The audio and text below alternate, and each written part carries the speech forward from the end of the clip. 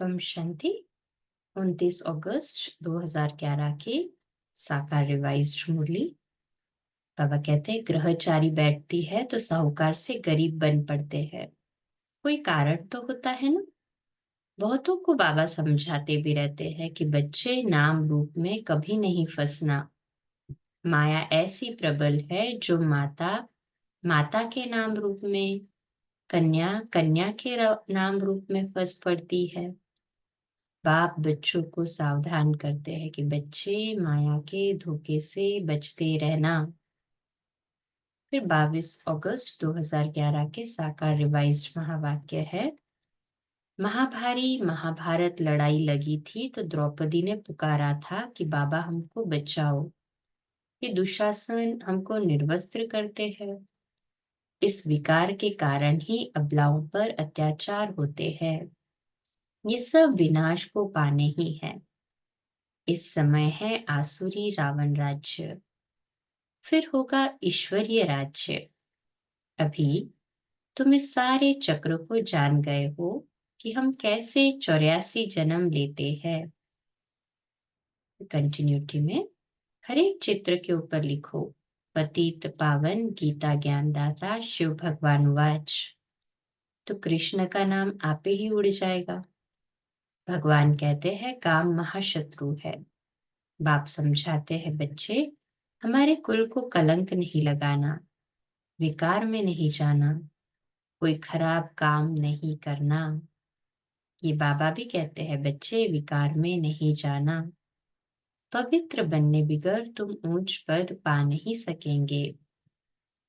फिर 20 अगस्त 2011 के साकार रिवाइज्ड महावाक्य, विनाश के भी आसार देखने में आ रहे हैं।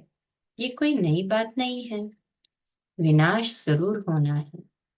सतयुग में बहुत थोड़े श्रेष्ठाचारी मनुष्य होते हैं। श्रेष्ठाचारी बनने में मेहनत लगती है। बड़े ते बड़ी चोट है काम विकार की, इसलिए काम महाशत्रु कहा जाता है। ये काम ही पतित बनाता है। झगड़ा भी विकार पर ही होता है, इसमें हिम्मत बहुत चाहिए। फिर 13 अगस्त 2011 के साकार रिवाइज्ड महावाक्य है, विनाश में सबसे अधिक काम ये अर्थक्वेक करेगी। विनाश होने से पहले बाप से पूरा वर्षा ले लेना है। उसके लिए बाप को बहुत प्यार से याद करना है। सबको कहो, सर्व का सद्गति दाता एक बाप है। वह कहते हैं, सिर्फ मुझे याद करो तो आत्मा की कट उतर जाएगी और आत्मा पावन बन जाएगी। ये पैगाम सबको देते रहो। फिर 16 अगस्त 2011 के साकार रिवाइज्ड महावाक्य, बाबा कहते, सतयुग में मीठी नदियों के किनारे तुम्हारे महल होंगे। मनुष्य बहुत थोड़े होंगे, प्रकृति दासी होगी। पहुंचे सतयुग की दुनिया में मन से, वहां फल फूल बहुत अच्छे मिलते हैं। बाप गरीब निवाज है। जो यहाँ आएंगे उनको जरूर साहूकार बनाएंगे। तुम जानते हो पावन से पतित बनने में 5000 वर्ष लगते हैं और पतित से पावन फट से बाप बना देते हैं। 1 सेकंड में जीवन मुक्ति मिल जाती है। फिर 6 अगस्त 2011 के साकार रिवाइज्ड महावाक्य, कलयुग में सबकी तकदीर सोई हुई है, सतयुग में सबकी तकदीर जगी हुई रहती है। सोई हुई तकदीर को जगाने वाला और मत देने वाला अथवा तकदीर बनाने वाला एक ही बाप है। तुम बच्चे जानते हो, कल्प कल्प हमारी तकदीर जगती है और फिर सो जाती है। फिर बाप आकर जगाते हैं, पावन बनते हैं तो तकदीर जगती है। कंटिन्यूटी में, अभी तुम काल पर जीत पाते हो। बाप को कालों का काल महाकाल भी कहा जाता है। काल न आत्मा को और न शरीर को खा सकता है। आत्मा एक शरीर छोड़ दूसरा लेकर अपना पार्ट बजाती है। मूल बात है ही काम विकार की। तुम हो राज ऋषि। तुमने बाप से प्रतिज्ञा की है कि हम काम विकार में कभी नहीं जाएंगे। फिर 2 अगस्त 2011 के साकार रिवाइज्ड महावाक्य।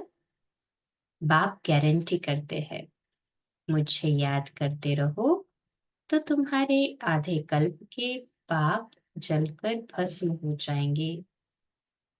सोना आग में डालने से जरूर सच्चा सोना बन ही जाएगा। अभी तुमने बाप द्वारा रचता और रचना के आदि मध्य अंत को जाना है। इन बातों को सिमरन करते रहेंगे तो तुम बहुत खुशी में रहेंगे। फिर 4 अगस्त 2011 के साकार रिवाइज्ड महावाक्य। बाबा कहते, अभी तुम बच्चों को अच्छी रीति पुरुषार्थ करना है दैवी गुण धारण करने का। दैवी गुण धारण करने हैं। दैवी गुण किसको कहा जाता है वह भी बाप ने समझाया है। संपूर्ण निर्विकारी जरूर बनना है, यह है मुख्य पहला दैवी गुण। बच्चों को बहुत बहादुर होना चाहिए। पान का बीड़ा उठाना है कि हम इस भारत को स्वर्गवासी बनाकर ही छोड़ेंगे। तुम्हारा धर्म ही है नरकवासी को स्वर्गवासी, भ्रष्टाचारी को श्रेष्ठाचारी बनाना। फिर 30 जुलाई 2011 के साकार रिवाइज्ड महावाक्य। यहाँ ये है इंद्र सभा। इंद्र शिव बाबा है जो ज्ञान वर्षा बरसाते हैं। इस सभा में कोई पतित आ नहीं सकता। कोई ब्राह्मणी किसी विकार में जाने वाले को नहीं ला सकती है। अगर ले आती है तो दोनों रिस्पॉन्सिबल हो जाते हैं, दोनों पर दाग लग जाता है, फिर बहुत भारी सजा के भागी बन जाते हैं। ब्राह्मणियों पर बहुत रिस्पॉन्सिबिलिटी है।